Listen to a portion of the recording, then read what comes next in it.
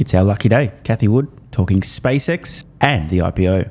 I want to talk Elon because you kind of put him, for me, on the radar. And I just feel like it was a time when so many people questioned what he was up to. Now everybody is so excited about the SpaceX IPO. We see increasingly how he's kind of melding his universe together. Tell us about kind of that bet. And even today we have that he's building a chip factory, at least $55 billion in investment, maybe as much as almost 120. And he's doing this chip factory, SpaceX with Tesla. How are you looking at Elon right now and what his next era is? So this is why I founded ARK Invest.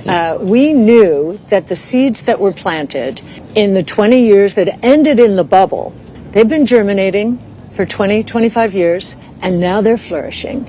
And what we're seeing is 15 different technologies evolving, and they're all converging. And Elon, about 6 months ago, and we've been using the word convergence for a long time, he said, you know what?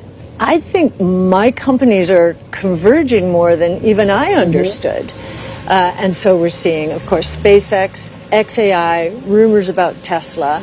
And really, he believes that in the new world, or to create the new world, a company has to be vertically integrated.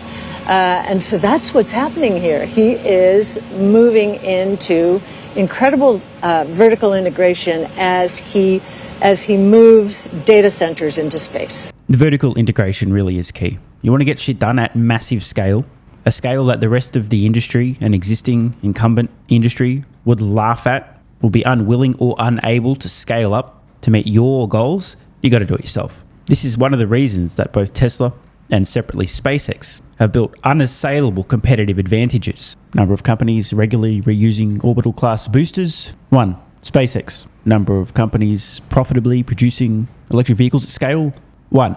Tesla. There is a reason. And with these two separate, incredible foundations established, SpaceX, which includes XAI and the X platform, the launch business, plus AI, Starlink, and Tesla, real-world AI, the real-world data flywheel, Optimus humanoid robots in the works, and the energy business, never mind autonomy.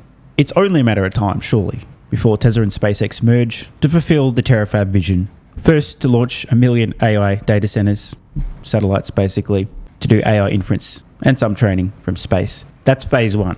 1 million satellites, which will require solar panels, by the way, and AI chips. The next step, and it's a serious step, is to build a base on the moon, a manufacturing base, and a gigantic mass driver to shoot more satellites into space. Because over the long term at massive scale, it makes a lot more sense to do this from the moon. And the reason, not to get too nerdy with the physics lesson, but if you need to launch a satellite into orbit from Earth, Earth has enough gravity, you require a rocket. Rockets are very expensive. Almost the entire thing is just a fuel to get the stuff to orbit.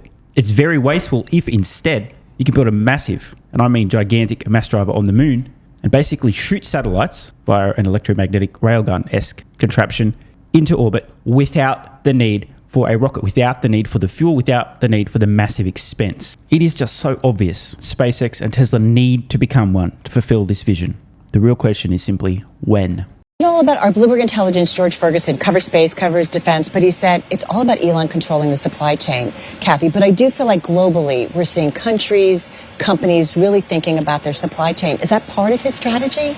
Absolutely, absolutely. And also when a company is breaking new ground, literally in his case, and really inventing something, the supply chain doesn't exist very often, or not all parts of it exist. And I think also as he's discussing, where he's going and how he's going to do it, he is getting the supply chain ready.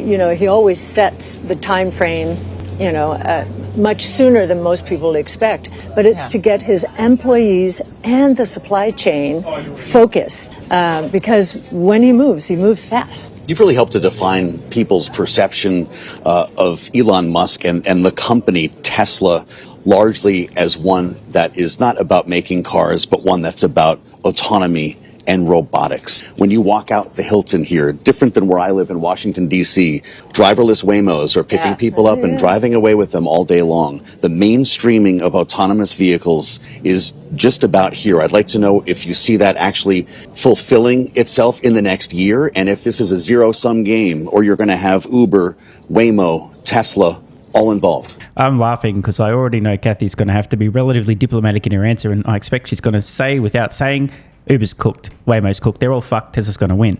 But she's not going to say that directly. She's more likely to say, well, we personally believe that autonomy is a winner takes most market and Tesla has an important advantage or 2 or 3 or 10. But isn't it interesting that the conversation has changed from Tesla needs LiDAR, radar, gator, blah, blah, blah, they're late, Waymo's well ahead, to now the questions really are being asked about, okay, well, obviously Tesla's doing autonomous rides now. By the way, spoiler alert, in 3 cities, and the fleet is growing day after day after day. Now the narrative is, okay, well, they're doing it, but how much of the opportunity are they really going to capture? Okay, this is where vertical integration comes back into the conversation. In the Robotaxi world, Tesla's vertically integrated and has created the platform upon which others will build their companies.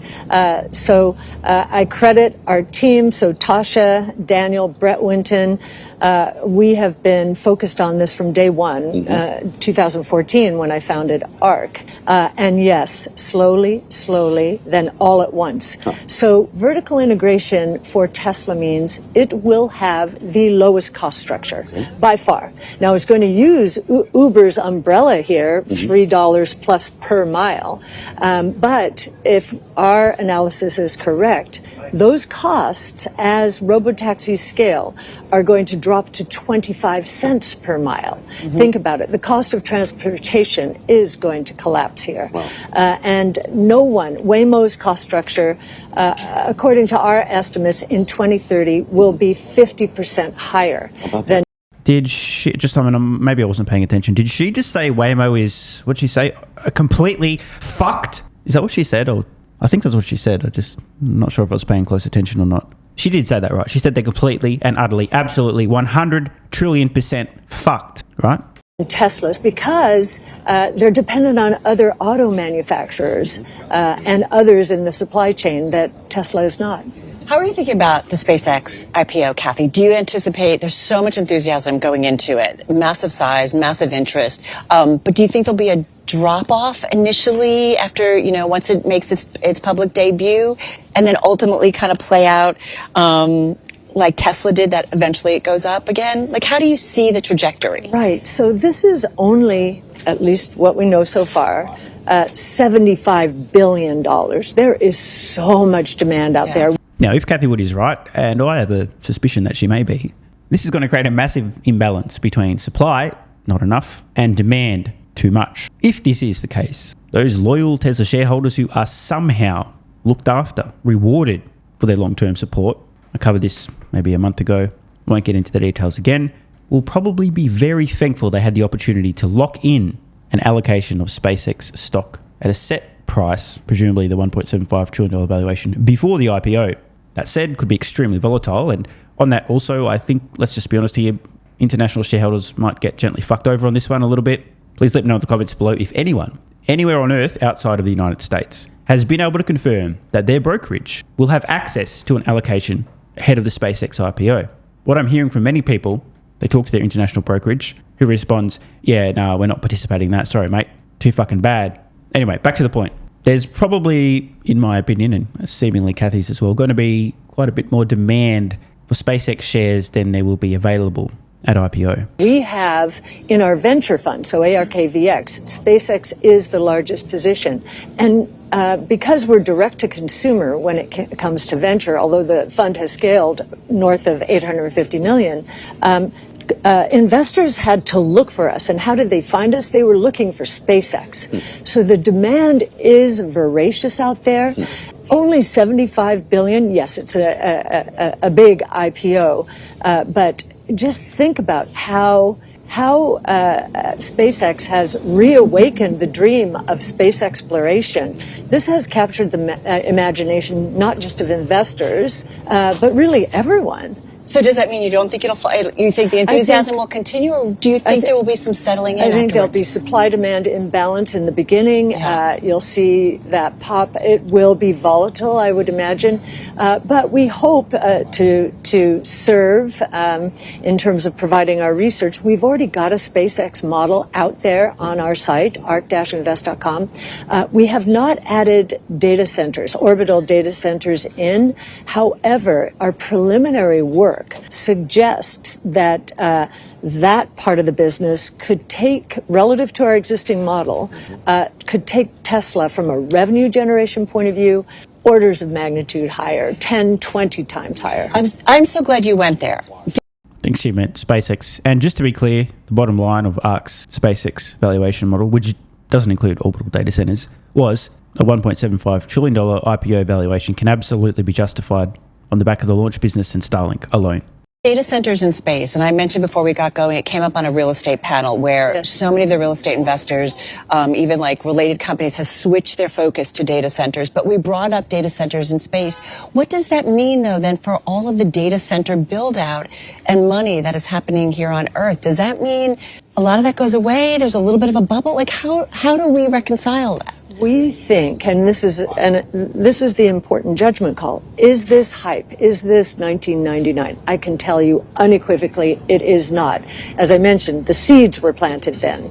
Now we're ready, and we think this technology revolution is going to dwarf the industrial revolution by far. All right, quick break here. Often these kind of claims get incredible pushback by people who have no fucking idea about the history of global gross domestic product. Look on screen now at this chart. Roughly 2,000 years. And the roughly first 1,900 look like a flat line. The last century or so has seen enormous compounding growth in global GDP on the back of technological progress and innovation. This trend is not stopping. The next time you hear somebody, or maybe even you personally, have a gut reaction, oh, there's no fucking way because implications of this kind of thing, or GDP would have to 10x or 100x or blah, blah. Just look at this and think, okay, well, if this trend were to continue, which by the way it will, this is the thing about innovation and progress. We stand on the shoulders of the giants that have come before us. We will see the global economy increase by many orders of magnitude in the coming decades and absolutely centuries. So I think that we'll need the orbital data centers. And of course, Elon is informed by his experience in Memphis, Tennessee, and now Mississippi.